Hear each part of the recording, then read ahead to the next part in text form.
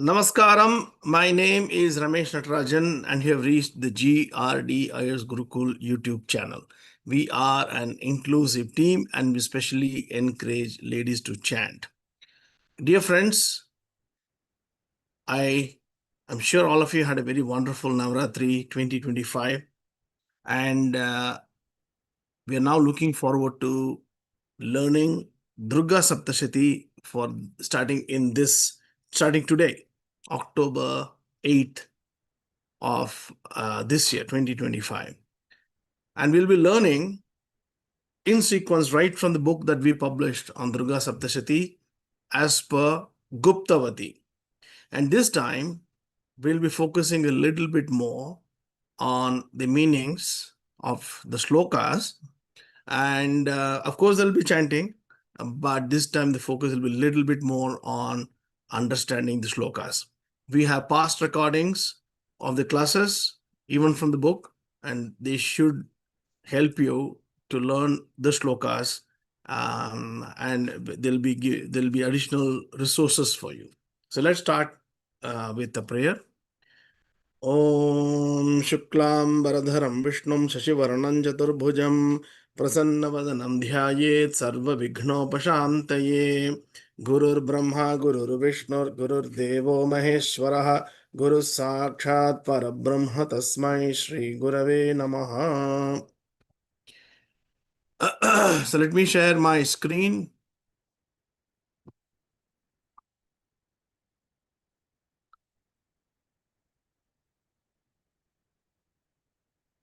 So I hope all of you can see my screen. Give me a thumbs up if you can see it. Okay, sounds good.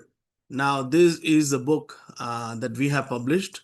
And the important thing is that it has been published, the Durga Saptashati has been published as per Guptavati, which is a magnum opus of Sri Bhaskara Raya.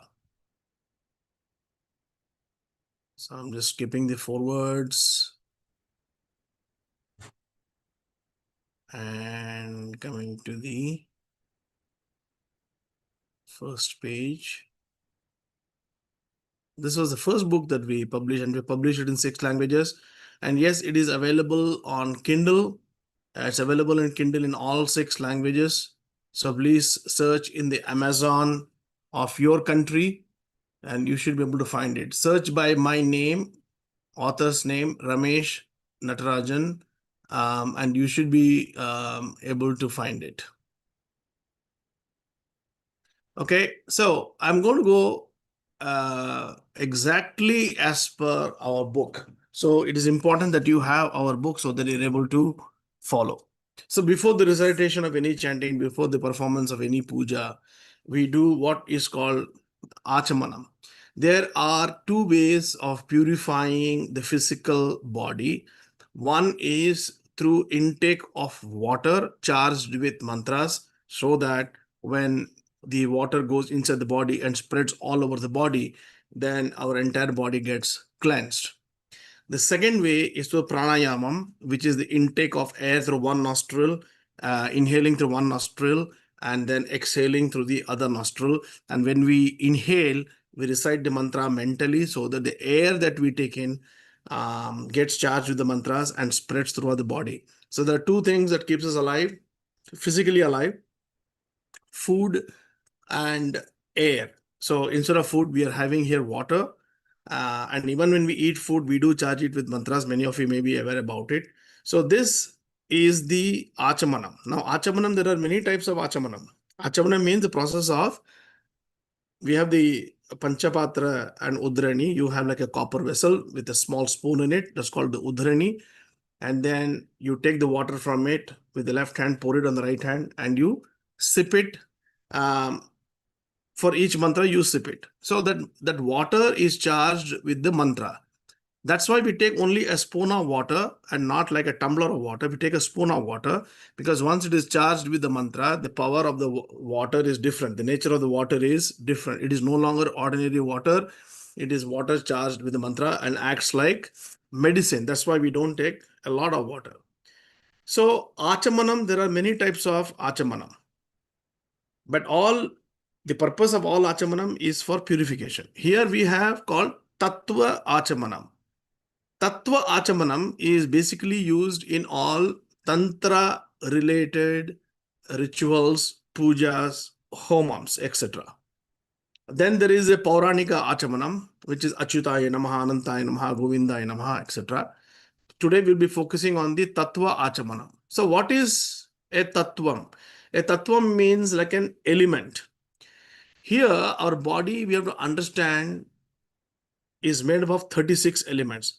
Depending upon which theory you follow. There are 24 elements, there are 36 elements, so on and so forth. So we'll focus on 36 elements. I will not be going into it in great depth like I do it in SriVidya, but here I'll just give you a brief kind of a heads up saying the body is made up of 36 elements divided into 3 categories or 3 categories of tattvas or 3 categories of elements. These are the 36 elements that go into creation of this body. They include the physical, they include the non-physical, and they include also the spiritual elements. So the physical elements are called Atma Tattvam. Atma Tattvam, and there are 24 physical elements. This includes this includes our physical body organs as well as their faculties. For example, our ears, that's a physical aspect. But then the sense of hearing is a faculty. You have the nose, that's a physical element, but you also have the faculty of smelling. Some people have noses, but they can hardly smell, like they have lost the sense of smell. Some people have physical ears, but they have lost the sense of hearing. So the organ and its function are 2 different things. So the 36 elements are split into 3 broad categories. The first category is called Atma Tattvam. Atma Tattvam is made up of 24 elements. Second is called Vidya Tattvam. Vidya Tattvam is the non-physical elements. For example, this includes our fate. This includes our karmas. All of the there are 7 items. I'll not go into depth here, but I just want to let you know that there are 7 elements that goes into our creation. And then there are 5 elements called the divine elements called Shiva Tattvam. So 24 plus 7 plus 5 should give you 36 elements, and all of them put together, we call them Sarva Tattvam, all elements. The Navakshari mantra, 9-letter mantra, Aim, Hreem, Kleem, Cha, Mun, Da, Yai, with Che, if we count, it will come to 9 letters, of which the first 3 letters are Aim, Hreem, Kleem, and they're used as prefixes for this Achamana. Aim, Atma Tattvam, Shodhayami Namah Swaha. Hreem, Vidya Tattvam, Shodhayami Namah Swaha. Kleem, Shiva Tattvam, Shodhayami Namah Swaha. And then all 3 bijas together. Aim, Hreem, Kleem, Sarva Tattvam, Shodhayami Namah Swaha. Shodhayami means cleansing. Let's go through it in some detail. First, we start with cleansing our hands. So we have to take a drop of water, put it on the hand and wipe it. That is called Upasprishya. Apa means water. Sprishya means, Upasprishya means cleaning. So Upasprishya. So put a drop of water to cleanse your hands, because you're going to take water again on your palm. The palm could be dirty. So if you wash the palms, make them clean, then take a drop of water. And before drinking it, we energize it saying, I'm Atma Tattvam Shodhayami Namah Swaha, and we drink it. But drinking it, we are charging that water with Aim. Aim here denotes Srishti. Atma Tattvam, 24 elements, Shodhayami, cleansing, Namah Swaha. So whenever we say Swaha means offering. So what are we offering here? We are offering all the cleansing of all the 24 elements. I'm sorry, the cleansing of all the 24 elements is also a type of offering. So what we are saying here is, I'm cleansing the 24 elements, creative elements, physical elements, and the faculties with the Bija Mantram I'm cleansing all the physical elements. Now what happens when you cleanse it? Your Mayika Malam. Malam means dirt. Mayika Malam means illusion. The dirt of illusion we are trying to extinguish. Illusion is what keeps us from going towards spirituality. We get distracted with all kinds of illusions, material illusions. And here we are praying, saying that by drinking this drop of water, let all my illusions that are distracting me from the divine, let them get destroyed. Next, we use Hreem. Hreem is for sustenance or for maintenance. Vidya Tattvam, the 7 elements, Raga, Kala, Niyati. So there are 7 elements. It includes time, it includes fate, so many other things. By chanting the mantra Hreem and by energizing the water with Hreem, we drink it and say the 7 elements of Vidya Tattvam are being cleansed. Now, we come to the concept of causal body. That is, when we are born, we get a certain physical body. For whatever karmas that we have done in the past, we get a certain body associated with those karmas. And that particular body has a certain time of life in it. That particular body undergoes certain impacts of fate. Okay, so on and so forth. So we are cleansing those 7 elements so that we can focus on the Brahman. Remember one simple thing of every single act in a puja or ritual or homa. All of it is to become more spiritual. When I say becoming more spiritual, it means getting rid of all the negative qualities in us so that only the very pure essence is left. The divine has only pure essence. And we have the divinity in us. We are not able to realize it, but we are in the process of realizing it. And one of the ways of doing it is by doing this Achamanam right at the start. Next, the third intake of water, we chant clean. That is for samharam or destruction. But destruction of what? Destruction of all avidya. Avidya means ignorance. Ignorance is of 2 types. Ignorance of the divine, not even knowing that God is there. That is one type of ignorance. The second type of ignorance is denial of the divine. That is called atheism. So there are 2 types of denials of the divine. So this destruction is of that ignorance. Now, we talk about here cleansing of the Shiva Tattvam. There are 5 Shiva Tattvas. That is the innate divine potential in every human being. That innate divine potential is denoted by 5 elements, Shiva Tattva. And this is cleansing of those 5 elements so that the divine potential is unlocked, is released, and we can make our progress faster. So, Aim, Srishti, Hreem, Sthiti, Kleem, Samharam.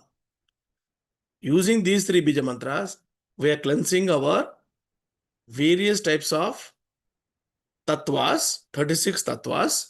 And finally, using all 3 Bijas, we say, Aim, Hreem, Kleem, Sarva Tattvam. It is like an insurance.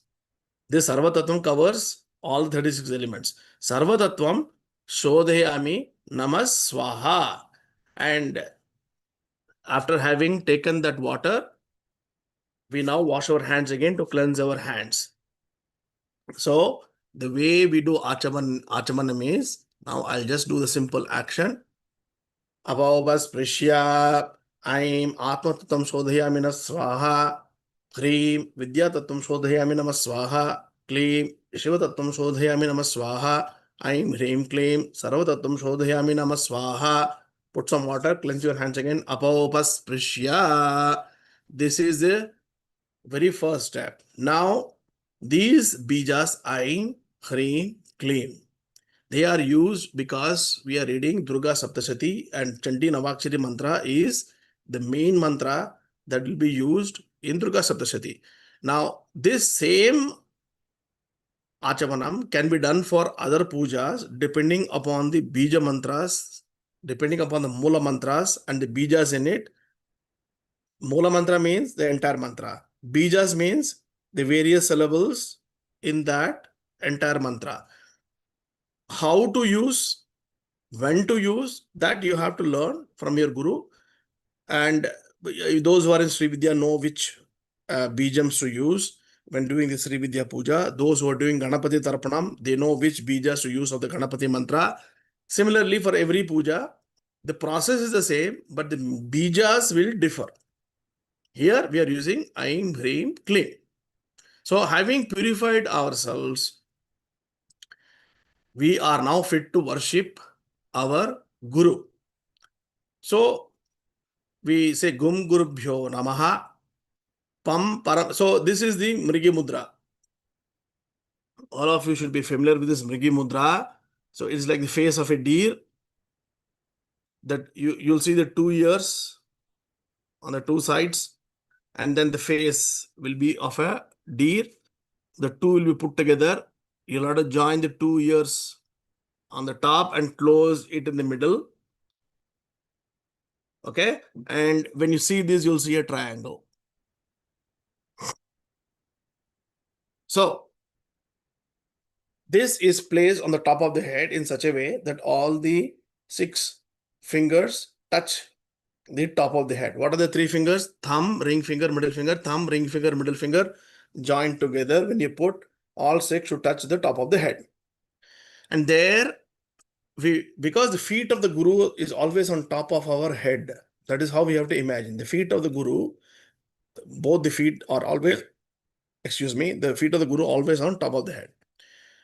Gungurubhyo Namaha, praying to the Guru. Pam Paramagurubhyo Namaha, praying to the Guru's Guru. Then Pam Parameshti Gurubhyo Namaha, praying to the Guru's Guru. So this is what is called the Guru Parampara. So in a proper system, if you have a Guru Paduka mantra, most of you have been initiated in the Guru Paduka mantras, if you are in SriVidya, in which the name of your Guru and the Guru Patni, and then the name of your Parama Guru and Parama Guru Patni, and then the name of your Parameshti Guru and the Parameshti Guru's Patni's names are taken along with certain Bija mantras. For that you have to be initiated. Here we are doing it in a very simple way. Instead of using the entire section that is used for the Guru Padukas, this is a simplified way, saying Gung Gurubhyo Namaha, Pam Parama Gurubhyo Namaha, Pam Parameshti Gurubhyo Namaha. And then there are 2 slokas. Gurur Brahma, Gurur Vishnur, Gurur Devo Maheshwaraha, Guru Sakshat Parabrahma Tasmai Shri Gurave Namaha. So in this, it is important to understand that Brahma, Vishnu, Maheshwara are taken as Guru, Paramaguru, Parameshti Guru. And the one that is who is in front of us, Sakshat means one who is Pratyaksham in front of us. Guru Sakshat, your own personal Guru who is in front of you, is nothing but all Brahma, Vishnu, Maheshwara put together, and that becomes Parabrahma. Brahma, not Brahma. This Brahma and this Brahma are different. This Brahma is the one having the 4-faced, right? The creator. But this Brahma or Brahman is the God that you cannot describe at all. Many people chant here incorrectly, saying Guru Sakshat Parabrahma Tasmai Shri Guruve Namaha, incorrect chanting. The first one is Guru Brahma, the second one is Brahma.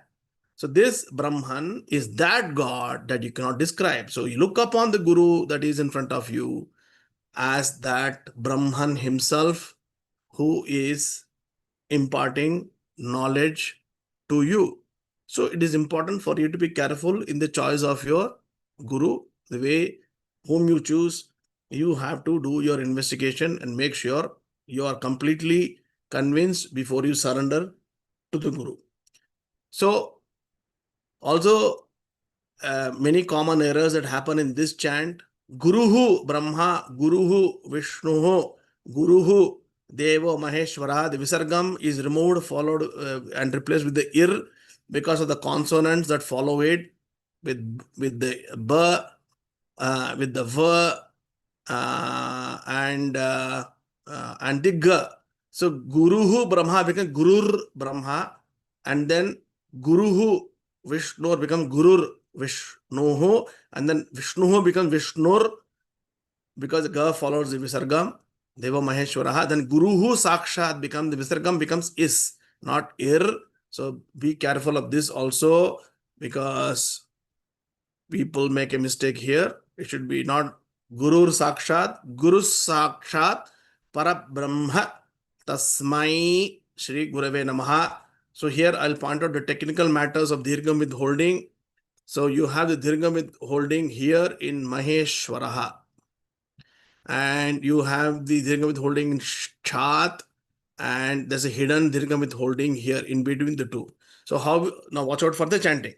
Gurur Brahma, Gurur Vishnur, Gurur Devo Maheshwaraha, Maheshwaraha, Guru Sak also is a Dirgham with holding. Guru Sakshat, Sakshat, Parabrahma Tasmai Shri Gurave Namaha. Do not chant Guru Brahma, Guru Vishnu, Guru Deva Maheshwara, Guru Sakshat Parabrahma Tasmai Shri Gurave Namaha. That is meaningless. That has no value. Chant it properly.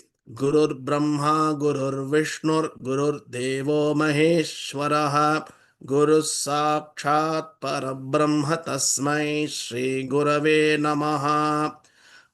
That's the first shloka. Then the second shloka is Vande Guru Padadvandvam Avang Manasa Gocharam Rakta Shukla Prabha Mishram Atarkyan Traipuram Mahaha. Vande Guru Padadvandvam. I am worshipping the Guru's 2 feet. Pada means feet, Dvandvam means 2. What is their color? Rakta Shukla. Rakta means red, Shukla means white.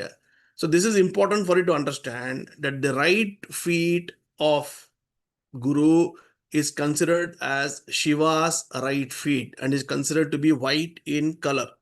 The left feet of the Guru is supposed to be red in color, as Parvati's feet or Devi's feet. So if you see our, let me share our logo, that will make it more clear. Where is our logo? Yeah, here it is. Right. So if I take this logo, so you will see that this is our logo for Amrita, our SriVidya Mandali called Sri Amrita Chaitanya Mandali. And there you will see the white feet, the white feet is of Shiva. The white foot, rather, the white foot is of Shiva. The red foot is of Devi. So the Guru's right foot is of Shiva and the Guru's left foot is of Devi. Shiva is always denoted by the color white and Devi is always denoted by the color red. Now, if you see the triangles in them, you'll also see that and you have to see it from the opposite side. If you see from the opposite side, this is an upward facing triangle. So Shiva is always denoted by an upward facing triangle. Devi is always, you have to again see from the opposite side, Devi is denoted by a downward facing triangle. So let me see if I can move it around. Yes. Now, if you see it from the opposite side, you see the right foot of Shiva has an upward facing triangle, and Devi's left foot, red color feet, has got a downward facing triangle. So, when we do Guru Paduka Puja, especially in SriVidya, the right foot generally has the Tripundram or the Vibhuti 3 lines, and the left feet of is always decorated in red by putting kumkumam on it to denote the Shiva Shakti combination. So this particular shloka, Vande Gurupadadvandvam Avang Manasagocharam Rakta Shukla Prabha Mishram Atarkyan Traipuram Mahaha. Are you able to see my screen? Yes, Guruji. Which screen are you seeing? Now the DM book. Text. Guru Vandanam text. Guru Vandanam. You're saying Saptashati text, right? Yes. Correct. I'm thinking, why did I lose it? Hold on. Let me stop sharing. Let me share again.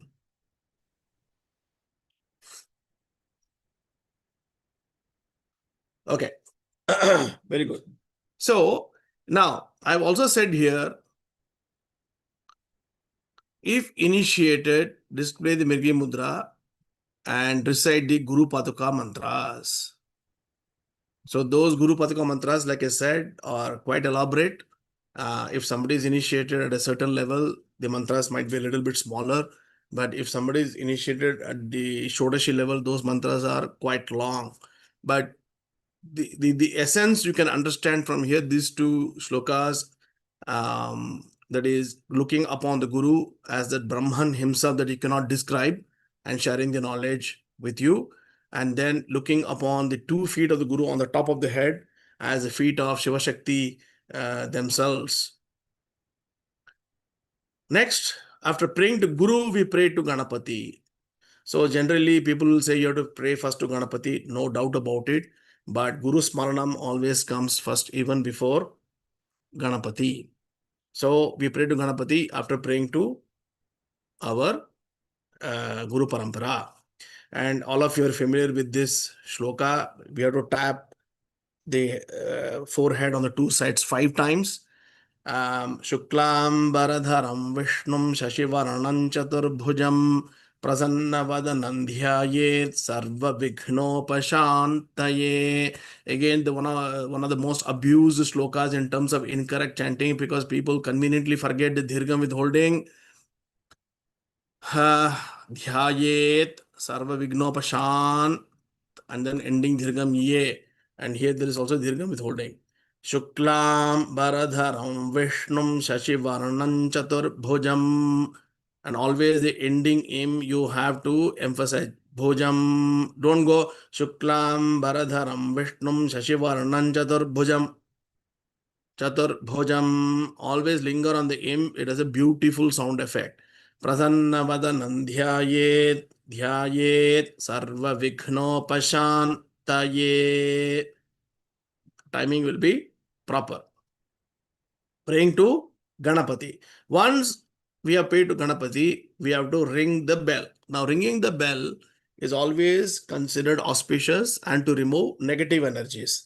One of the other important things of ringing the bell is to bring attention of people who are chattering or talking. So when you ring the bell with a sharp sound, it disturbs others' conversations, and it's also a hint to them that something very important is going to commence. And if anybody is talking any negative things, the ringing of the bell also creates the sound vibrations that is more powerful than the negative vibes and drives them away. So generally we have to take the bell and apply chandanam and kumkumam to it and decorate the bell and ring it generally with the left hand. He ghante sasware pithe ghanta dhvani vibhoshite vadayanti paranande ghanta devam prapujayet. Again, when we chant this, Ghanta with the id holding, dirgha with holding, yet, dirgha with holding, ending holding te. All the other holdings you know about. He ghante sasware. सुस्वरे पीठे घंटा ध्वनि विभूषिते वादयन्ति परानन्दे घंटा देवं प्रपूजयेत् आगमार्थं तु देवानां गमनार्थं च रक्षसां कुर्यात् घंटारवं तत्र देवताः वानलान् च नम् आगमार्थं तु देवानां गमनार्थं च रक्षसां कुर्यात् घंटारवं तत्र देवताह्वानलाञ्छनम्. Basically ringing the bell, welcoming the positive forces and also invoking the devatas. After ringing the bell, we have to perform a sankalpam. Now sankalpam is nothing but declaration of one's commitment and intent on what puja or homam or ritual they're going to perform. Depending upon the occasion, the sankalpam can be very long, very elaborate, and very detailed. I personally am not a great fan of very long sankalpams and try to keep them as efficient as possible. Because generally what I find is people spend a lot of time on sankalpam, but the follow-up puja and the follow-up homam and the follow-up ritual is not up to the standard. So you make a long sankalpam, giving a long wish list to the devata, and the actual offering of puja and homam is substandard. So I would rather spend more time on improving the chanting, improving the puja, and God will take care of the rest. If the God becomes very happy, you don't have, even if you forgot something in the sankalpam, they will give it to you. So, so instead of spending timing on sankalpam, this is again my personal preference. But for many people, the sankalpa part is very important, and I do understand the importance of that. Now, first, the most important thing is generally you have to have a darba pavitram. Darba pavitram means a ring made of darba grass. But you can also get, let me show you this. You can also get a gold ring that looks like a pavitram. At that time, then the darba ring is not required. Let me show it to you.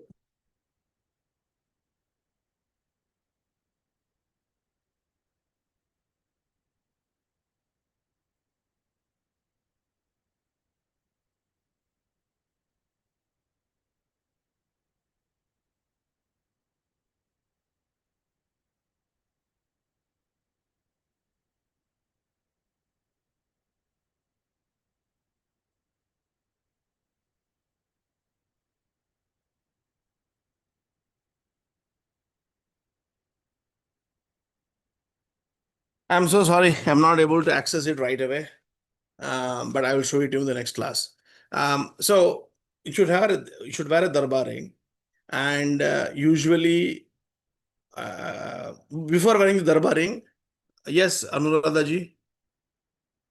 Guruji, Darbha and Durba, is this the same thing? No, Durva is a type of grass that is used in Yes. Ganpati Puja. It's green. Darbha Yes. is a yellow dry grass. It's called Kusha. Oh, I see. Okay. Yeah. Okay, Kusha. okay, okay. So, Guruji, can we substitute it with Durba? Like, I have not seen it. okay. Yeah. Okay. Now, during a sankalpam, again, the darba that you wear, you have to be very careful. It has to be, you have to make sure that it is the one with the 2 knots in it. If you get the one with the 3 knot, it is not to be used for pujas. Those darbas are used in the Amavasya Tarpanam and things like that. So be careful when you get a darba, that it has to be having made with 2 darbas and with 2 knots. Okay. And you have to wear it on the ring finger. Now, is it mandatory to wear it? I have seen Sankalpam being performed even without it. If you have it, okay. If you don't have it, no problem at all. But if you do wear it, you have to be very careful that if in the middle of the puja, if you have to go to the washroom, you have to take it off, keep it down. And then after coming back from the washroom, you should wash your hands and feet, and you should do achamanam again before wearing the darbaring. Similarly, if you're going to take a drink of water, you should drink it without touching the lips. And if you're taking a break and having a coffee or tea, you should again put down the darbar ring. You can have your coffee and tea, and then do your ablutions, and then wash your hands, and then perform achamanam before wearing the darbaring. Okay, so there are some rules around wearing the darbaring. So once you wear the darbaring, you have to do the Shuklam Bharadhanam Vishnum by tapping your forehead. Shuklam Bharadhanam Vishnum Shajivarnam Chaturbhujam Prasannavadanam Dhyaye Sarva Vignopa Shantaye. Then you have to do pranayamam 3 times with the Navakshari mantra. Again, if you have the mantra, you have to do pranayamam and infuse your body with the Chandi mantra to purify your body internally. Once having done the pranayamam 3 times, then you start doing the Sankalpam, and the Sankalpa Mudra is normally like this. You take akshatas and couple of petals or only akshatas in the right hand.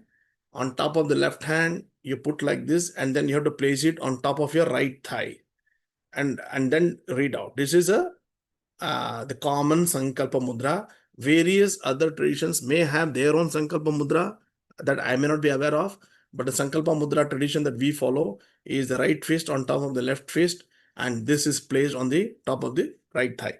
Now, the tradition is if the spouse wants to take part in the Sankalpam, generally the gentleman will give 2 loose darbas, and the lady will stand behind the gent and hold the 2 darbas in such a way that the sharp end of the darbas have 2 ends. One is a sharp end, that is a business end, okay, that is the powerful end, and it's a blunt end that is really of no use. So they have to hold the blunt end and the sharp end that should touch the right shoulder of the husband, and then the sankalpam is done. Now you wear the darbar ring, and on top of that you also have to take 2 loose darbas and you have to stick it. Okay, this darbar ring you'll wear forever, but those 2 loose darbas that you will just stick it inside, at the end of the sankalpam you have to take them out and discard them. Their purpose was only for the sankalpam. The one that you're wearing it like a ring will be there forward throughout the puja. The 2 darbas that you're wearing and the 2 darbas that the wife might be holding, those are discardable at the end of the sankalpam. Now the very simplest sankalpam that I have highlighted is like this. Mamopatta samasta Duritakshaya Dwara Sri Parameshwara Prityartham. And if you want to recite all of this, you are most welcome to recite, giving details of which country, where you are, which place you are, which yuga you are, what is the fortnight that you are in, what is the season you are in. Now, this is all considered like entry in the divine register.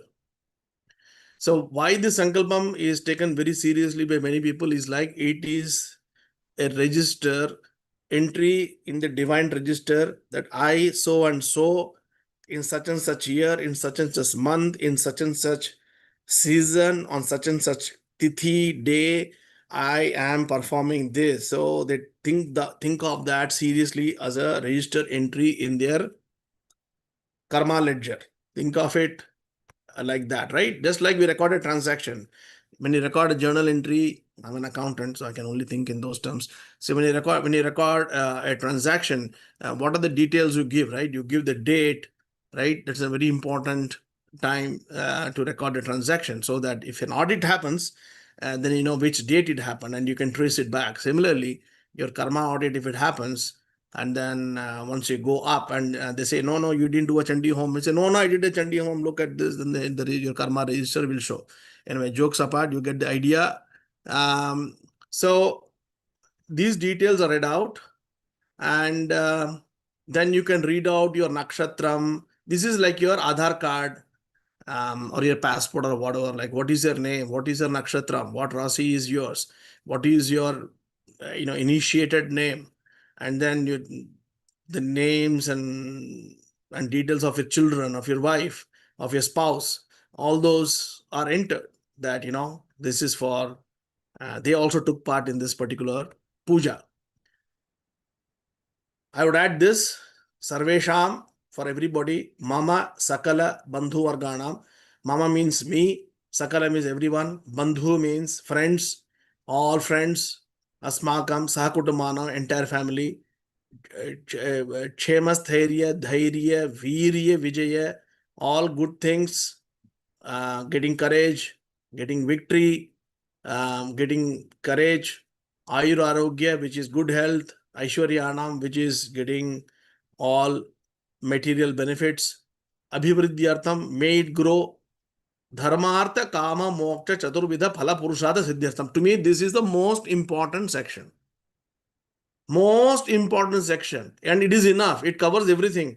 You may develop the details later on.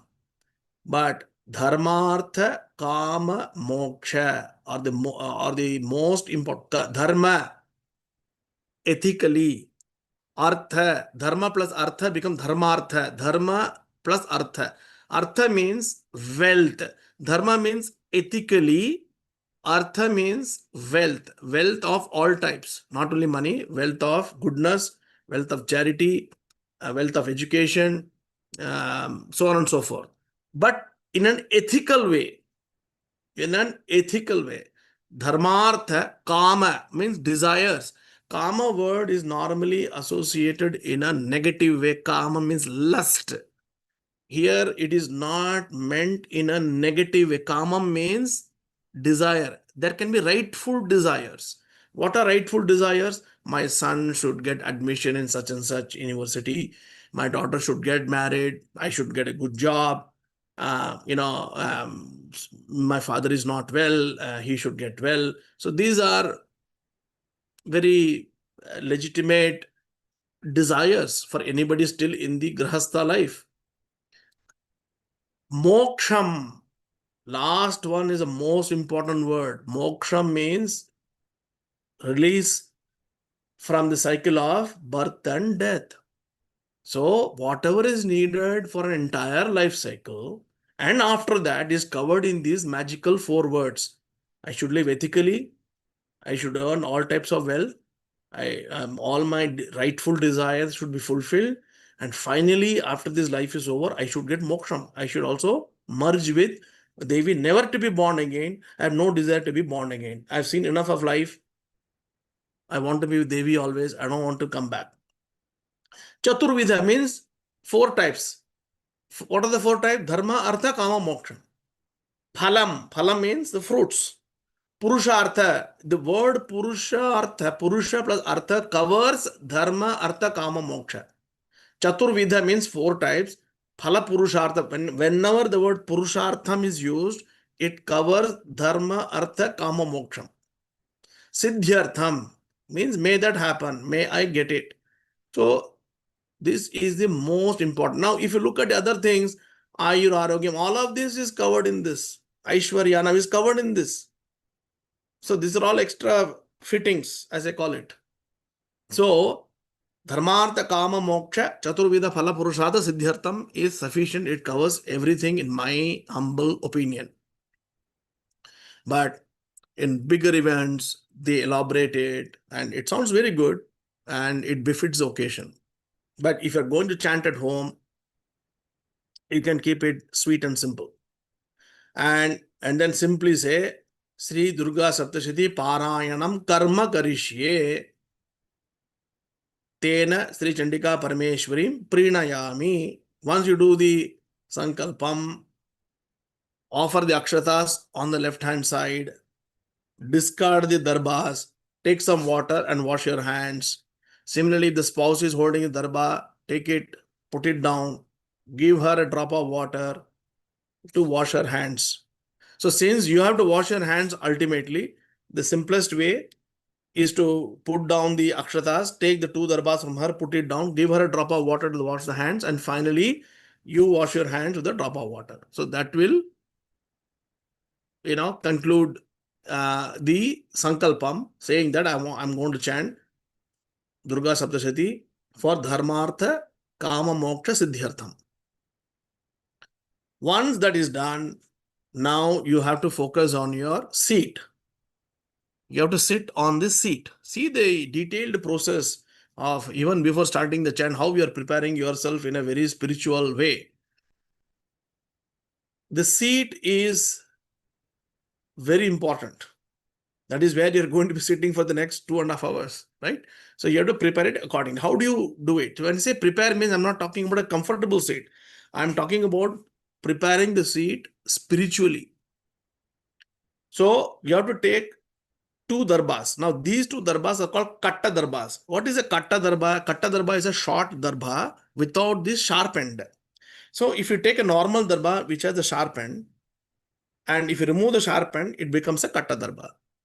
And you'll find this in shops, normal long darbas of various sizes, depending upon the usage in the ritual. You'll also find small packets of 4-inch long short darbas called katta darba. 2 of them you have to take and you have to put under your seat, because you are not supposed to be seated in touch with the ground.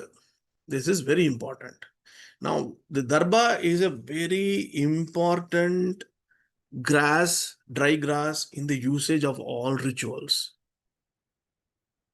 The darba has amazing properties.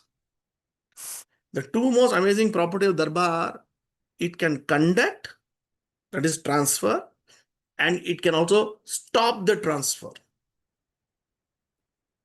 Like a key, right? You can use a key to open, you can use a key to close.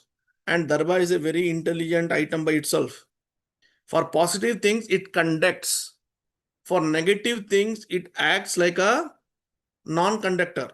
That's the reverse. So, the earth,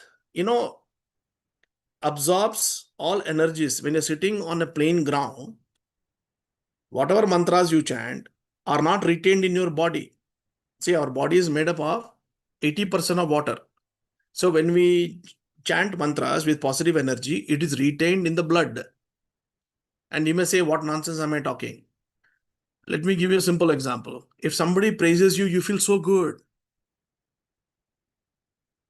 When somebody abuses you, your blood boils. Don't you say my blood boils? Hindi, they say, mera khoon khol gaya. It's not a joke. It's a fact. Blood is water. All of you know that. If you want your blood count to increase, you should drink lots of water, right? After a blood donation, a lot of water you have to drink. The point I'm trying to say is the mantra should be retained in the body. So if you don't create an insulation between your bottom and the ground, all the mantra power will go to the ground. Therefore, people use a wooden seat. Why a wooden seat? Because wood is a non-conductor. At the same place, this katta darba. Now, why do we cut the ends? The end is a business and it conducts, right? The sharp end of the darba, when the wife is touching the sharp end of darba to the husband, whatever he says is also transferred to her. Do you understand? Because the sharp end is touching. Now, when you're cutting the sharp end and we're putting under, there is no conducting, right? There is no conducting down to the ground. So it acts as a non-conductor. That's a very simple reasoning behind it. So normally people put a wooden seat, and for further double insurance, they put 2 darbas under it. If you're sitting on the ground, plain ground, 2 darbas, if you put, will help you. Okay, so that's why we use, and when we put 2 darbas under our seat, we say Darbesh Vasinaha. That is, I'm taking 2 darbas and putting that as my asanam. And then you have to chant a mantra, Asya Sri Asana Maha Mantrasya. See the details in our Sanatana Dharma. There is a mantra for even the asanam. Asya Sri Asana Maha Mantrasya Prithivya Meru Prishtha Rishihi. For Rishihi, you have to touch the top of the head. Rishi is a guru. Rishi's feet are always on top of the head. So we touch the feet of the guru who gave us the mantra. Sutalan Chandaha. We touch our nose for the chandas, which is a meter. And we touch the heart for the devata. Here it is Kurmo devata. Kurma means tortoise. So generally you will find that the seat is always in the shape of a tortoise. Even if you see a Durga Saptashati book, in that the seat has been depicted, the wooden seat has been depicted like a tortoise. That is the, all of you also know about Kurma Avataram. All of you know about Kurma Avataram of Vishnu. What is the avataram that Vishnu takes? What is the form that Vishnu takes in Kurma Avataram? Of a tortoise. And what does he bring up from the depths of the sea? He brings up the world, right? The globe on the back of on his back, right? So the tortoise, Vishnu in the form of the tortoise, bore the weight of the entire universe. Keeping that in mind, we have a seat in the form of a tortoise. Even if it is a flat, rectangular or square seat, we imagine that to be in the form of a tortoise, keeping the Vishnu avataram in mind and thinking that Vishnu, who could bring up and carry so much weight in the Kurma avataram, you know how much our weight is. I don't have to tell you, right? How much our weight is. So we are praying that this seat hopefully will bear my weight, just like the tortoise bore the weight. Vishnu in the form of the Kurma bore the weight of the entire universe. Kurmo Devata, then this inward movement, Asane Viniyogaha, and the Namaskara Mudra, we pray, Prithvi Tvaya Dhrita Loka Devitvam Vishnuna Dhrita. Oh, see, I didn't notice this before. Now only I'm noticing what I'm saying. See, Vishnu is coming. To be honest, I was looking at this Kurmo and I got stuck in Vishnu. I didn't notice. I'm only noticing this now. So Vishnu is automatically coming here. Prithvi Tvaya Dhrita Loka Devitvam Vishnuna Dhrita Tvancha Dharayaman Devi Pavitram Kuruchasanam. Now that Bhumi, it was Bhumi Devi that Vishnu was carrying, right? In Kurma Avataram. And that's why one of the wives or one of the consorts of Vishnu is called Bhumi Devi. All of you know about this. That is because he was the one who rescued her from the depths of the ocean. So we are praying to the seat, remembering the Kurma Avataram and looking upon that seat to bear my weight, just like Bhumi Devi was, the weight of Bhumi Devi was borne by Vishnu in the Kurma Avataram and brought up. Once we pray to the asanam, we do Deepa Puja. Now, there are n number of mantras for even Bhumi Puja. Some do Bhumi Prarthana also. For Bhumi Prarthana, some touch the floor with both the hands to pray to Bhumi Devi. But that Bhumi Prarthana depends on the occasion. If you're going to do a very large program, a large event, there is a lot of pressure of movement on the land in that location. So people pray to Vastu Devata and to Bhumi Devi by touching the ground and praying to beg forgiveness for the enormous amount of pressure put in a certain amount of time on that particular place, which is creating heavy problem or heavy pressure on Bhumi Devi. And forgiveness is sought from her. Now, for a Durga Saptashati recitation, one time this is not required. Correct? You're only sitting there and chanting. So not that much pressure is created. But if you're going to do Sahasra Chandi, if you're going to Shata Chandi, if you're going to do big programs, then Bhumi Prarthana is done. Okay? And Vastu Puja is done in great detail. Vastu Mandala Puja is all done in great detail, praying to Vastu Devata. I'm just giving you, in case you're wondering why Bhumi Pratna was not done here. Now, is it wrong to do Bhumi Pratna? Not at all. You can never go wrong by doing the Pratna anyways. But I'm saying, depending on the scale and time, you choose the mantras to add or exclude.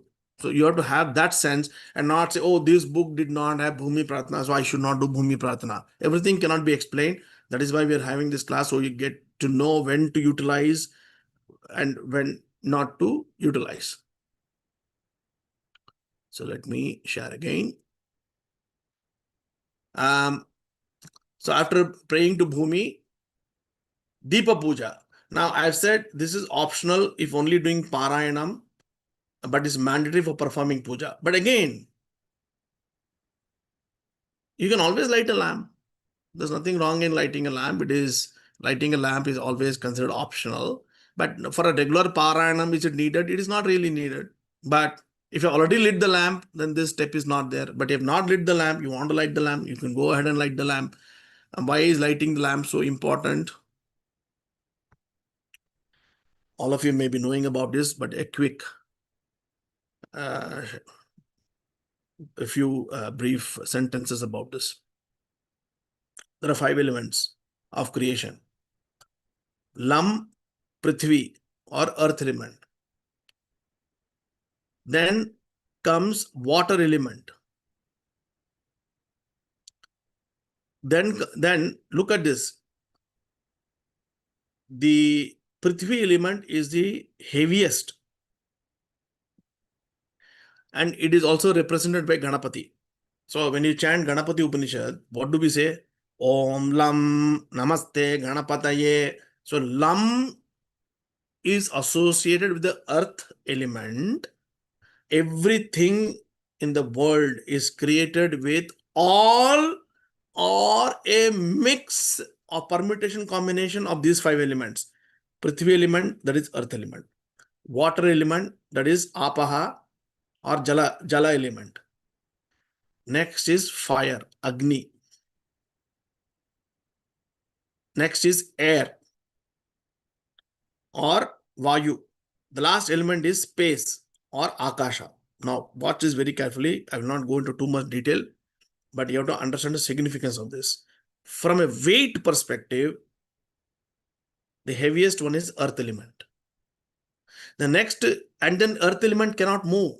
It is fixed. Do you understand? The weight is located in one place. Next heaviest element is water.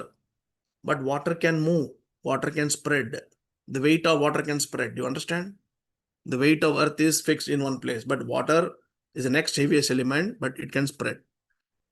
But 2 most important qualities of water and earth are, they are gravitational. They are downward pulling. The third element, and okay, water and earth are also visible elements. Okay, they're also visible elements. You can see them. The third element is a visible element called Agni or fire, but it is totally opposite to Prithvi and water because it is anti-gravitational. Whenever something is gravitational, it pulls you down. That is why in English the word earthly pleasures are used. Have you seen the phrase in English? Earthly pleasures. The moment you talk about pleasure, it pulls you down. Agni is a visible element, but it is hot and it is facing up. Earth is not hot or cold. It is just has no temperature generally. Water is generally cold. Cold is generally heavy. Now, you have Agni that is going up, anti-gravitational. And Durga Devi is symbolic. Durga Devi is called Agni Swarupam. Durga Devi burst out of Agni. We'll come to that in the second chapter. So, when you light the Deepam, the light goes up. There is a first movement of the first movement towards that is anti-gravitational. So you're moving up against the gravitational force. That is moving away from earthly pleasures towards a more spiritual life. Then comes air. Now air is all around us. Agni is not all around, but air is all around us. It's lighter, invisible, moves up, is all over. But is air above 30,000 feet? Air is there, present only up to 30,000 feet. Next comes space. Space means limitless. The entire galaxy. Entire galaxy is not full of air, okay? Once you go to moon, is there any air there in the moon? Over 30,000 feet, but space is there in the moon. The point I'm trying to say is, these 5 elements, all of us are created with all or any mixture of these 5 elements. Of this, the third element called Agni is the first element, that is anti-gravitational, followed by air and space. They are also anti-gravitational. And in terms of importance of tattvams, they are arranged in that way. From water, so from earth to space, okay? Of all the five Shiva Kshetras, there are 5 Shiva Kshetras in Tamil Nadu depicting the 5 Panchabhutams, earth element, water element, fire element is Arunachaleshwara. And what is the space element? Nataraja, Chidambara Nataraja is the greatest of all places because it represents the Chidambara Rahasyam. Chidambara Rahasyam refers to space. If you go to the temple in the Shiva Sannidhi, you will see a small hole in the ceiling and you're supposed to look into that, saying that is space. That is, Shiva is limitless. Vyoma, this name is associated with Shiva. Vyoma Rupaya is the highest form of Shiva in the form of space. Okay. Anyway, coming back to this, why I said this about the Deepam, because when you light the Deepam, it is symbolic spiritually because it is moving up. And what are we chanting? After decorating the lamp and lighting it, Aim Hrim Claim. Why Aim Hrim Claim? I told you the first 3 bijas of the Namakshari mantra, right? If it is Ganapati mantra, you can use the Ganapati bijas.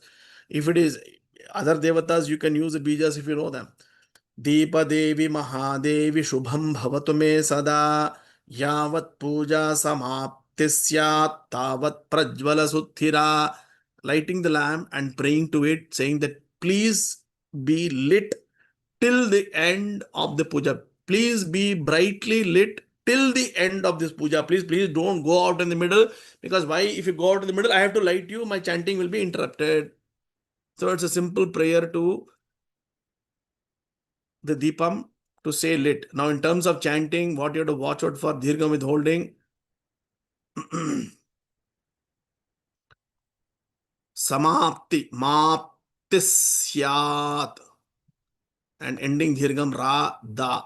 So, Deepa Devi Mahadevi Shubham Bhavatu Me Sada Yavat Puja Samaptisyat. Focus there. Samaptisyat Tavat Prajvala Susthira.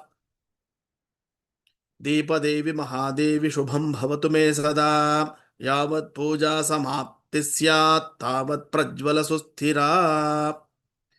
Now we come to a very, very important section that many people do not follow in regular chanting, but in my opinion, it is tremendously important, called Bhuta Shuddhi. We'll conclude today with Bhuta Shuddhi. It's a very heavy topic.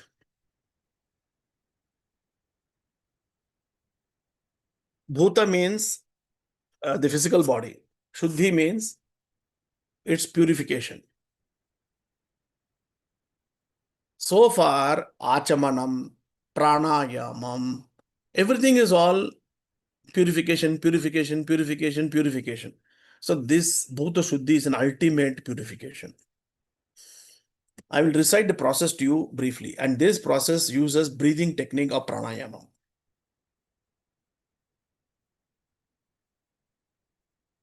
First, you have to get the process in your mind before you go to the mantras.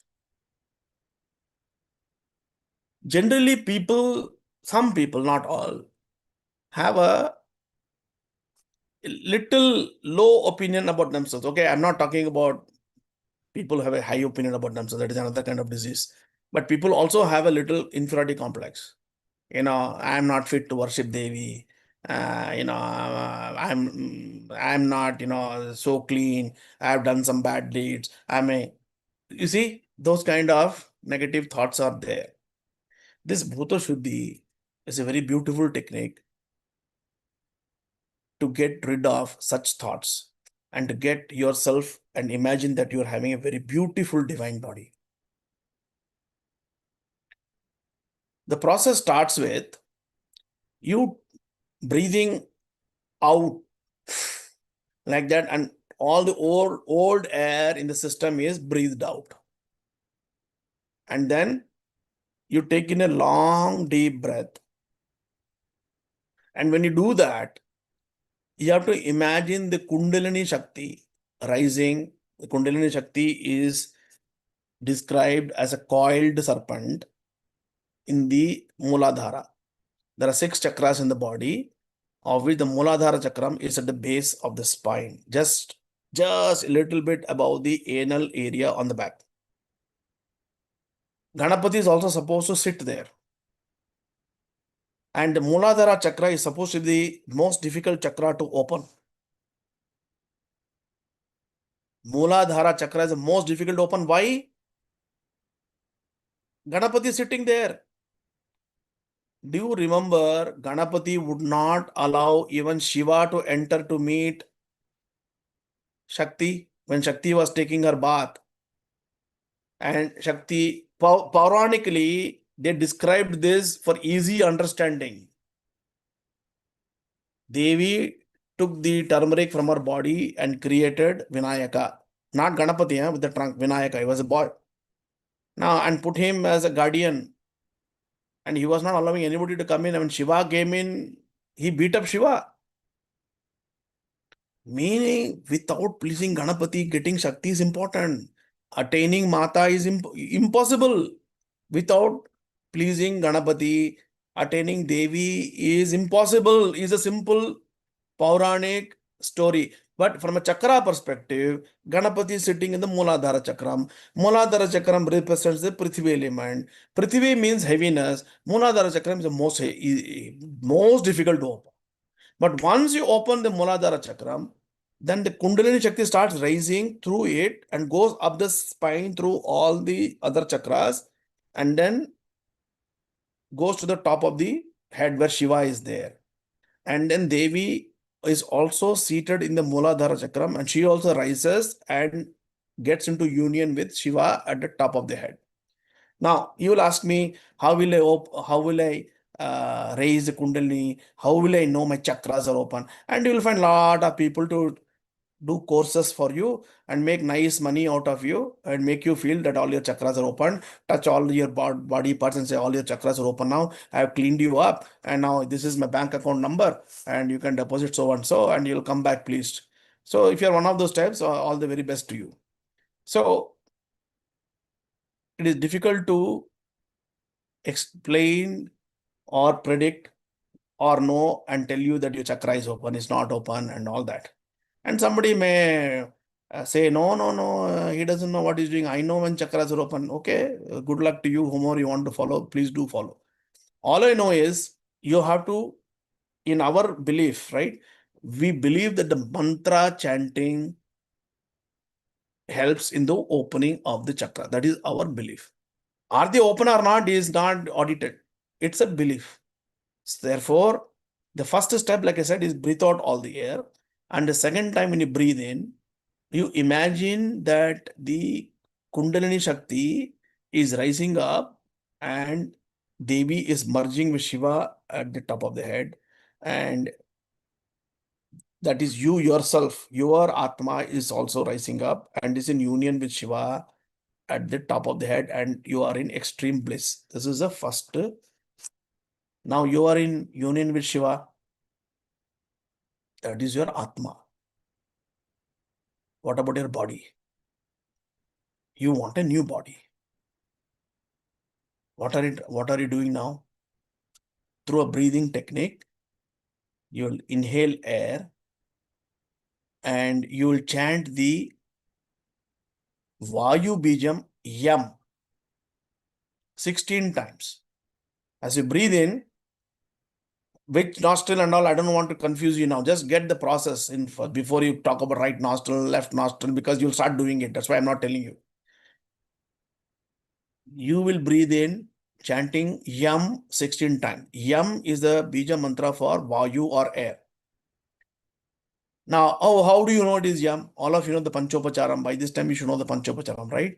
Lam Pratibhyatmane Gandham Kalpayami, Ham Akashatmane Pushpam Kalpayami, Yam Vayuvatmane Dhupam Kalpayami, Ram Agnyatmane Deepam Kalpayami, Mam Amritatmane Amritam Kalpayami, Sam Sarvatmane Sammutopacham. Lam Prithvi, Ham Akasha, Yam Vayu, right? Yam Vayuvatmane Dhupam Kalpayami. Ram Agnyatmane. Ram is associated with Agni, right? So, Yam Vayavatmane, right? So, Vayu is associated with Ram. So, you're breathing in Yam, Yam, Yam, Yam, Yam, Yam, Yam, Yam, Yam, Yam, Yam, Yam, Yam, Yam, Yam, Yam, 16 times in your mind you're chanting, but you're doing a strong imagination that your body is dried up by heavy winds blowing on your body. You have to imagine yourself. Close your eyes. Imagine you are sitting. So you are seeing yourself, and your body. Heavy winds are blowing on the body in such a way that your body is shriveled up. It's not a very pretty sight, right? For you to imagine, but it is taking you to reality. You have to imagine your body is shriveled up. Then you breathe out and you breathe in through another nostril. Again, I'm not going to give the details. We'll do that in detail later. But right now, get the imagination strong. Ram ram ram ram ram ram ram ram ram ram ram ram ram ram ram ram. Ram is Agni. That dried up body is getting burnt up on a pyre. Just like you cremate a body, you have to visualize your own cremation. You have to imagine your body's cremation. How many people are up to it? Do you want to get into spirituality? This is heavy stuff. So you are imagining that your body is getting cremated. Once the body is cremated, what happens to the body? It is only ashes. It is only ashes. And ash is what? Earth, right? Now, you have to recite Vam Vam Vam Vam Vam Vam Vam Vam Vam Vam Vam Vam Vam Vam Vam Vam.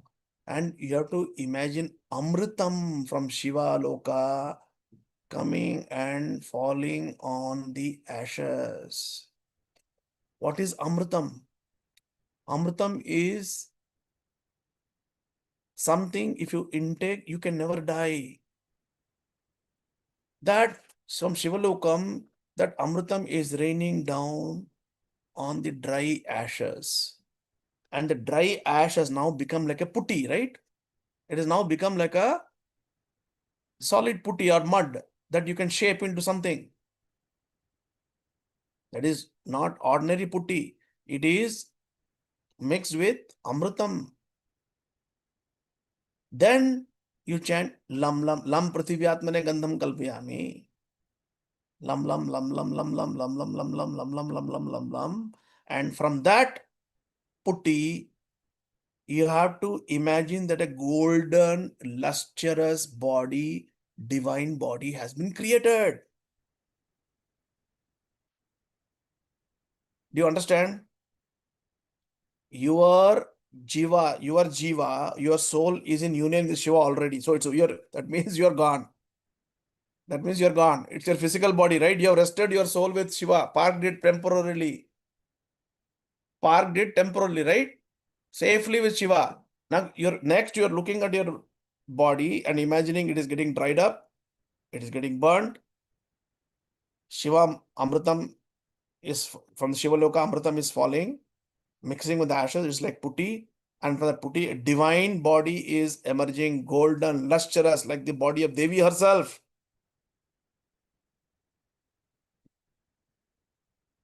And in that, you reassure yourself. And once the lustrous body has been created, then you separate your Jiva from Shiva and again bring down the Kundalini Shakti back to the Mooladhara. Because you have to get into the new body created, right? You understand? You have to get into the new body. Your soul has to enter that and occupy the new divine body. Once having occupied the new divine body, now you feel, wow, now I am pure. Now I am Devi. And the first thing you do is tell yourself, Am Soham, Am Soham, Am Soham. I am that. I am that. I am that. What is that? I am that divine. I forgot I was divine. I thought I was so and so, running after small things, thinking those things are important. I forgot who I was.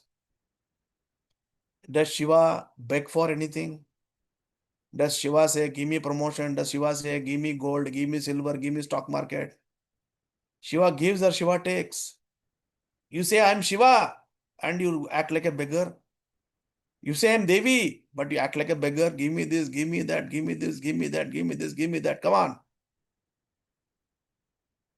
So now you are that divine body without any beggarliness. And I am that, I am Shiva, I am Shiva, I am Devi, I am Shiva, I am Soham, I am Soham, I am Soham.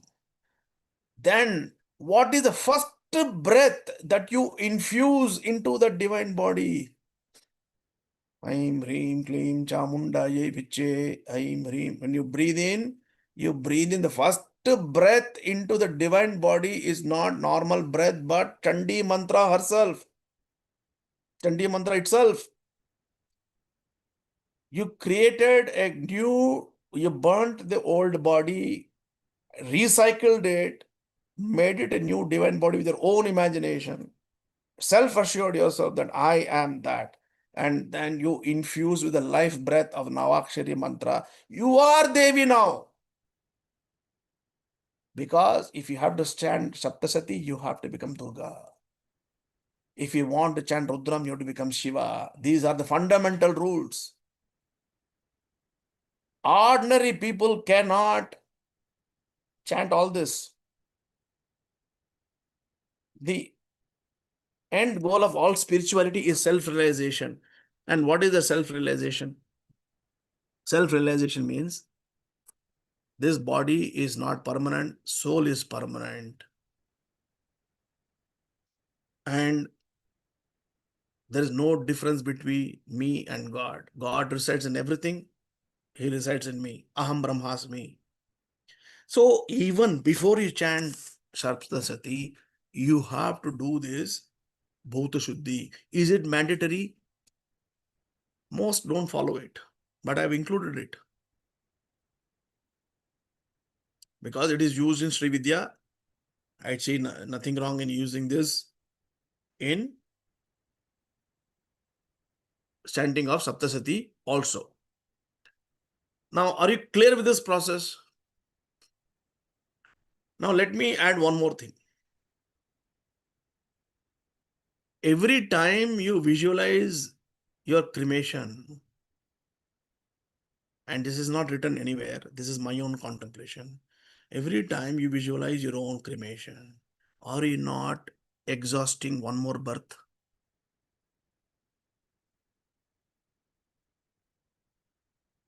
Every day, if you do Bhuta Shuddhi, you are exhausting one more future birth, which also helps in your moksha sadhana. Is the way I look upon it. It's not said anywhere, but this is the way I contemplated upon it as to why is this there. And I'm telling you, after some point, this Bhutta Shuddhi process itself will become so, you'll get addicted to it. Initially, it may seem, oh my God, how can I see myself getting cremated?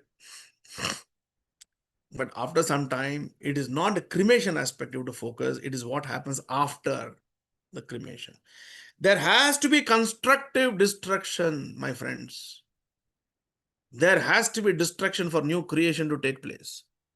If you keep on maintaining the same old thing, there is more time, money spent in maintenance, yes or no? Sometimes it's better to get a more efficient thing than the old thing. We think about this like a new car. We think about this for like a new iPhone, right? But when it comes to our body, we think, oh, no, I want to hang on to this. What is so great about it to hang on to this? Don't you want a better version of yourself? A Devi version, upgraded version. You are Devi, but this is a very psychological process. It's not only a spiritual process, it's a highly psychological process for self-assurance, for getting that confidence in you that I am Devi. I find this process fascinating. I don't know how you guys are finding it. You can contemplate over it. Now let's go to this actual mantra aspect. Now that you know the basics, the Bhuta Shuddhi. First step, exhale through both nostrils. Let me highlight. To remove all the old air inside the body. So how do you do it? You do like that to now you have to inhale. For inhaling, you have to inhale through the right nostril. So you'll close the, like this with the ring finger, you close the left nostril. All of you can follow me if you want. You close the left nostril, the ring finger, right? Take a deep breath through the, like slow and deep breath through the right nostril. Like that, you take a deep breath, and when you take a deep breath, the rise of the breath, you imagine the Kundalini Shakti rising from the Muladhara Chakram going up to the top of the head in the Brahmarandram, and your Atma called Jivatma and Paramatma are in union now because she was always at the top of the head. So,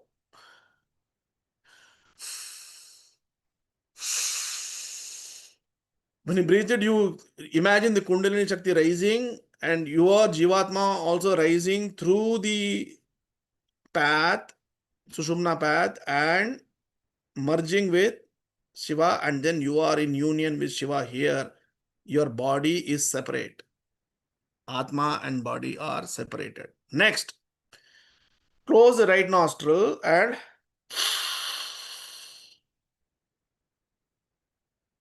close the right nostril with the thumb, okay?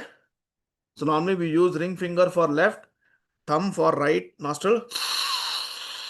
And then you have to, in your head, Aim Hreem Kleem Moola Sringatakat Sushumna Moola Sringatakam means Mooladhara Chakram. Sushumna Pathena means Sushumna Nadi, the thin tube, invisible tube that is at the back of the spine, through the spine. Jiva Shivam means me. Parama Shive, which is Shiva. Pade, in the path. Yojayami means merger. So through this rising of the Kundalini Shakti, the Jivatma is merging with the Paramatma in the Sahasraram. Close the left nostril with the ring finger. Inhale. Visualize the Kundalini as it is rising. Imagine the union of the Jivatma with the Paramatma. And now that you inhale to the right nostril, you have to exhale, right? When you exhale through the left nostril, you have to recite mentally this. So you have to get this memorized with practice. Aim Hreem Kleem Moola Sringataka Sushumna Patena Jiva Shivam Paramasivepade Yojayami Swaha. So let's do this one. All of you exhale first. Close the left nostril and breathe deeply through the right nostril. Imagine the Kundalini Shakti moving up. Close the right nostril and breathe out through the left nostril. And as you're breathing out, chant mentally, Aim Hreem Kleem Moola Sringataka Sushumna Pathena Jiva Shivam Paramashive Pade Yojiyami Swaha. As you breathe out, you have to imagine that your Jivatma is in union with Paramatma. Now, you have to close the right nostril and breathe through the left nostril. And as you breathe, you have to imagine that your body is getting dried up through the Vayu Bijam Yam. So, exhale to the right. As you exhale to the right, I am Hreem Kleem Yam Yam Yam Yam Yam Yam Yam Yam Yam Yam Yam Yam Yam Yam Yam Yam. Always remember that breathing out takes more time than breathing in, okay? So take your time, aram se.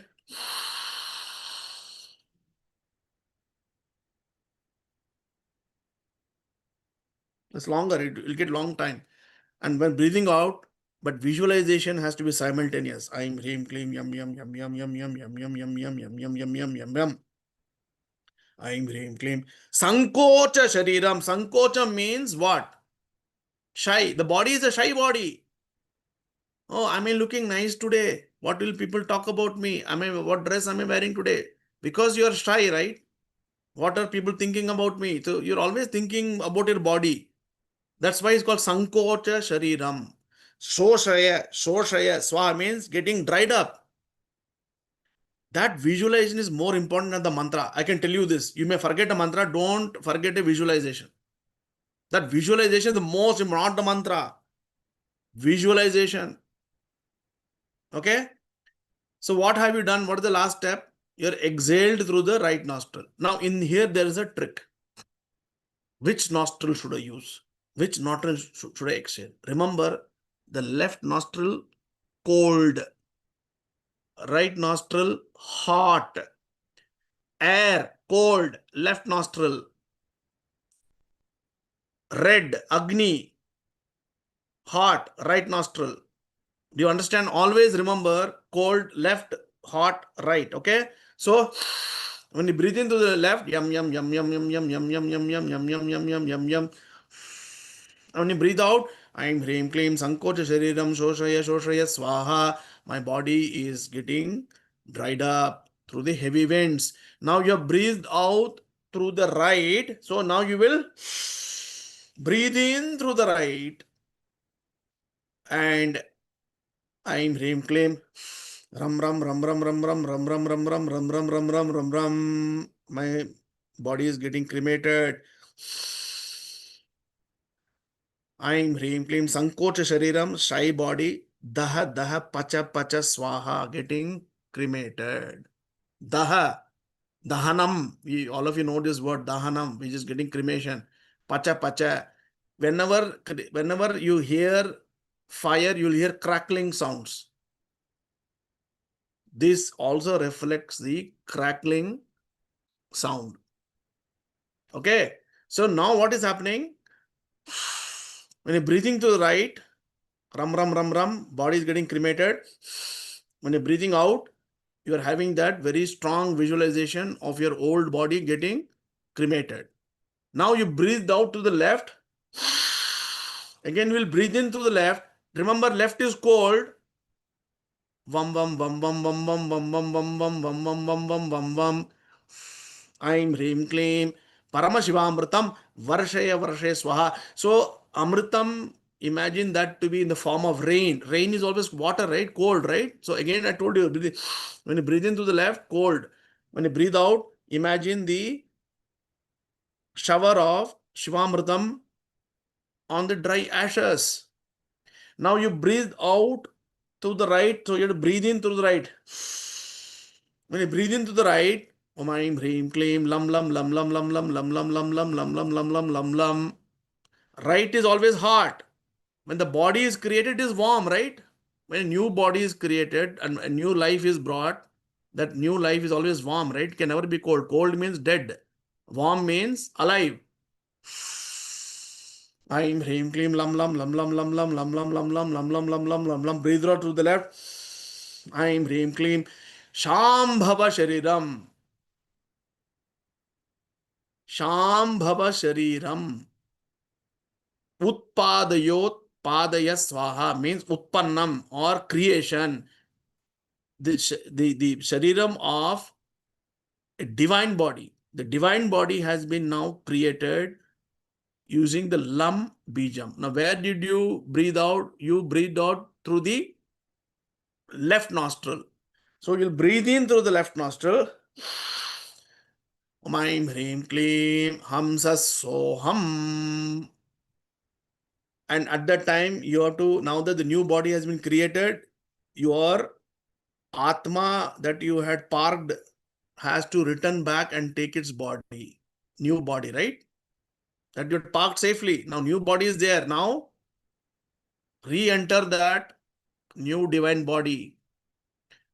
Avatara means descending. Shivapadat, Jiva, Sushumna Pathena Pravisha. The Jivan that was rested with Shiva is now descending through the Kundalini. The Kundalini is descending, and through the Sushumna path, the Jiva that had ascended is now descending back to the Mooladharam, Moola Sringatakam, but it is re-entering the Mooladharam. Ullasollasa Jvala Jvala Prajvala Prajvala in a very bright Kundalini Shakti is re-entering into the Mooladharam. The Kundalini Shakti is descending, but this time it is very resplendent. Now that the Kundalini Shakti has been restored, what do you have to do? I told you, you have to reassure yourself. Who am I? Who is this divine body? I am Reem Claim Am Soham, Am Soham, Am Soham. I am Devi. Saying alone is not enough. Then you do pranayama. I am Reem Claim Chamunda Ye Viche. I am Reem Claim Chamunda Ye Viche. Now there is a method for pranayama. Method for pranayama is 1, 4, 2. When you breathe in, suppose you are reciting Navakshari mantra 2 times, right? Means you are having enough breath to chant the Navakshari mantra mentally twice, then hold. Hold 4 times. That is 2 times. That means 4 into 8 Navakshari mantras. You have to hold your breath. I'm Rim Lim Chamundai Vache, I'm Rim Chamundai Vache. Then hold 8 times. I'm Rim Lim Chamundai Vache, I'm Rim Lim Chamundai Vache, I'm Rim Lim Chamundai Vache, I'm Rim Lim Chamundai Vache, I'm Rim Lim Chamundai Vache, I'm Rim Lim Chamundai Vache, I'm Rim Lim Chamundai Vache, I'm Rim Chamundai Vache, I'm Chamundai Vache. Then breathe out 2 times. That is 2 into 2. 4 times you have to breathe out. When you breathe out, chant 4 times mentally. I'm Rim Lim Chamundai Vache, I'm Rim Lim Chamundai Vache, I'm Rim Lim Chamundai Vache, I'm Rim Chamundai Vache. 1:4:2. So 1 Navakshari in means 4 holding, 2 release. If 2 Navakshari you are inhaling means 4 into 8 times hold, and 2 into 2, 4 times exhale.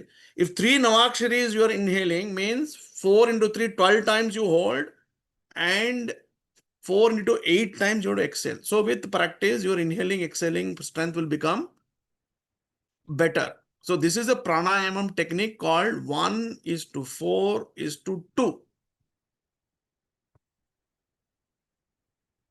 So all of you have a divine body now, and you are ready to proceed further. To be honest, this is the first time I'm explaining in such detail for Durga Saptashati. In all the past years, I was focusing only on the chanting aspect because everybody likes to hear explanation. Nobody wants to chant. Whereas in events, you need chanting. You don't need explanations. You need hardcore chanting. 1000 Saptashatis means you know what kind of stamina you must have. So, while everybody likes to hear all the information, I made sure that all of you learned first before I share the information. Time has come for that. We have published the book, and I thought time has come for me to share what little I know with all of you, so that it captures your imagination, and when you do it, it does not appear to be simply meaningless or what are we doing and why are we doing. All good? Okay, these questions, Shanti, Bayana. Namaste, Guruji. I Namaskar. have two questions. So the first question is, when we chant Aim Hreem Kleem, at no point we are starting with Om. It's always No, just Aim Hreem no, Kleem. no, no. Om significance, I'll tell you later on. Okay. Okay. My second question is, Bhuta Shuddhi. This is the first time I've heard such in detailed explanation, and it just makes so much sense as to what we are doing and how we are doing, the main reason behind it. My question is, this process of Bhuta Shuddhi, like, is it something that we could do in our everyday Nitya Puja? And Ideally, yes. For spiritual progress, it is very much recommended. but do the Bijaksharas still remain the They will same, change or depending does it change? upon that. Bijaksharas will change upon what puja you're doing. Okay. Okay. Because here doing Chandi, so you're taking the Chandi Pijas, right? If you're doing Ganapati, you'll take the Ganapati Pijas. But you must know the technique of taking them, right? You cannot experiment with that. So you have to be Yes. properly instructed. Yes. Yes. If you're doing Nava, if you're doing SriVidya, the mantras for that will differ. See, the process is the same. Bija mantras will differ. For example, Shodashopachara Puja, 16 steps are same. Mantras are differing upon the deities, right? Yeah. Like that. Yeah. Process is same. Mantras will differ. But So the visualization yum is yum, same. sorry. Yeah, The that yum lam yum lam and all will yum. not change. Only the first Okay. three pijas will change. Okay. Okay. Thank you, Yeah. Guruji. But I would say how to practice Bhuta Shuddhi is first practice the imagination and the steps. First step, what am I doing? Don't practice it. Just first tell yourself, first step, this is what I'm doing. I'm raising my Kundalini. First, I'm breathing out. Then I'm raising it through the right nostril, releasing through the left nostril. Second step, what am I doing? I'm again breathing through this nostril and heavy winds are blowing. I'm releasing. Then I'm breathing through this nostril and then body is getting burned, air is getting released. Then I'm breathing through this nostril and this bija. So that theory part of it, you have to spend some time and not run into the mantras, right? That's the first step. Second time is a strong visualization. Spend some time on strongly visualizing yourself. Because this reduces your ego. When you see your own dead, shriveled body getting cremated, your ego will crash. But out of that destruction, a new divine you will come out. Because the other process is very beautiful. So then imagine that very strong. Once you then recite the mantras in sequence several times. Then practice the breathing technique separately. Then try to merge. Only then you will be able to all imagination, mantras, breathing, and getting that feeling. So this is not something to be done in a hurry. It has to be done very carefully, lovingly, patiently, because once you acquire it, it's a very powerful asset for you, for your spiritual growth, and to keep yourself in check, and to prepare yourself properly before any event. Now, in a real event, I'm telling you, when we all do it, at that time, we cannot practice Bhuta Shuddhi in detail, okay? This Bhuta Shuddhi should be practiced in detail in privacy. In an event, it is done perfunctorily because we have to complete that ritual. Do you understand? At that time, you say, I'm taking a deep breath, wait for me. That will not happen. I'm telling you very practically. In an event, it is more a perfunctory, but this has to be done in private, very in detail. So that in the event, you're able to achieve the same effect even if it is done very quickly. Bottom line, steps of imagination of what is happening is very important. I cannot overemphasize that. Okay? Okay, now I know questions will keep on coming. I'll probably give it another 5 minutes. First, Anuradha ji. Guruji, just couple of questions. For the 9-day Parayana, the darbar ring that we wear, is it discarded every day and worn every day, or just Don't get once? obsessed with the darbaring. Hmm. It is not needed for such things. Okay, I'll be very clear with you. For regular paranams at home and all, you don't need it. Okay. Guruji, second thing is for the Deepa Puja, are we having 3 or 2 Deepams? Because This that is is depending confusing. upon your community practices. So, for example, in some community they'll put 5 wicks. In some community they'll put 2 wicks. Right. In some community they'll put 1 wick. I don't want to get into that. Whatever is your, but we put 2 deepams. Generally, one for Shiva and one for Devi. And we're now getting into a little bit more detail. Okay. In the Shiva Deepam, we'll normally put ghee and a white wick. For the Devi Deepam, we'll put oil and a red wick. Again, Rakta Shukla.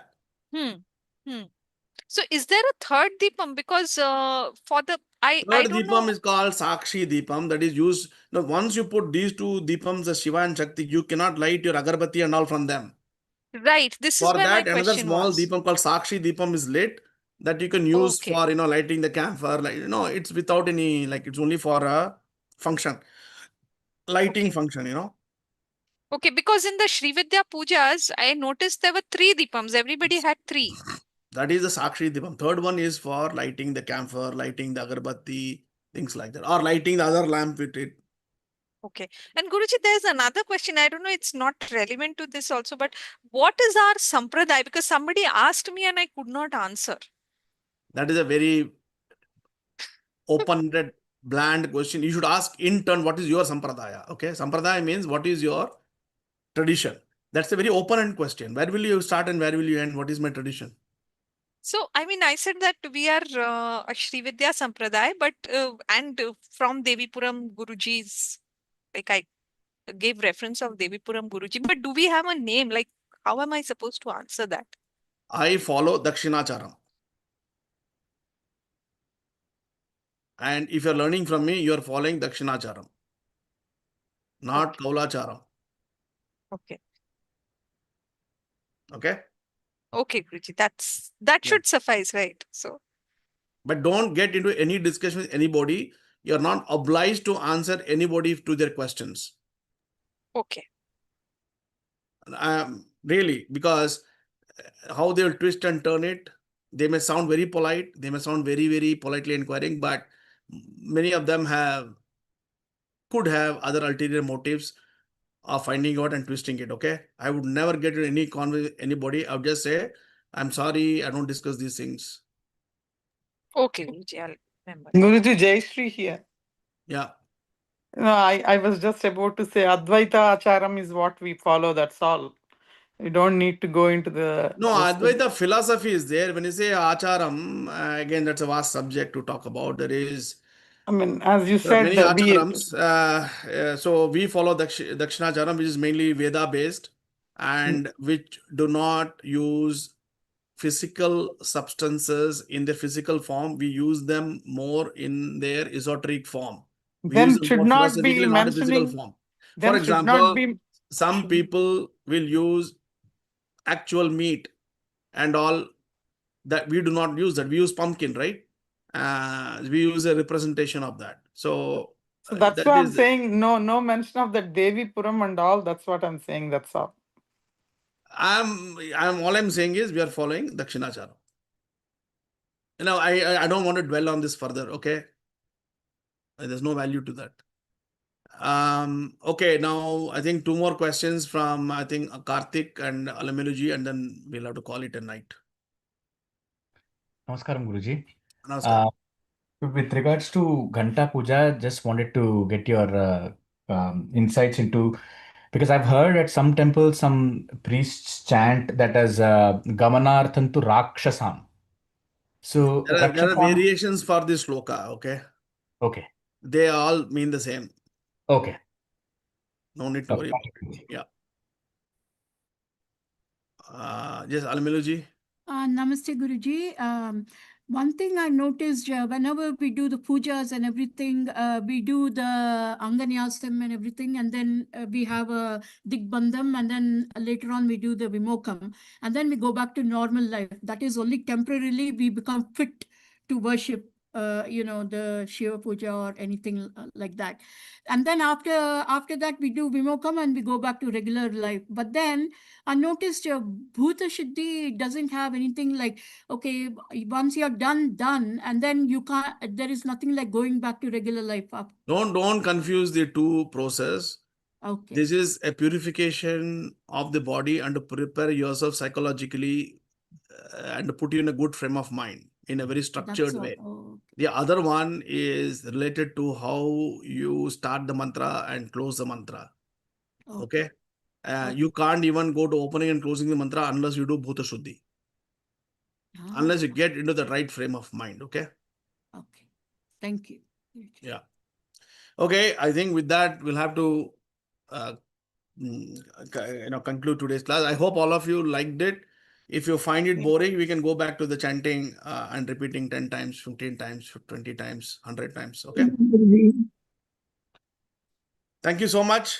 Thank you, Guruji. Namaskaram. Thank Jai you, Shri Ram. Guruji. Thank you, Guruji. Namaskaram, Wonderful Guruji. class. Thank you.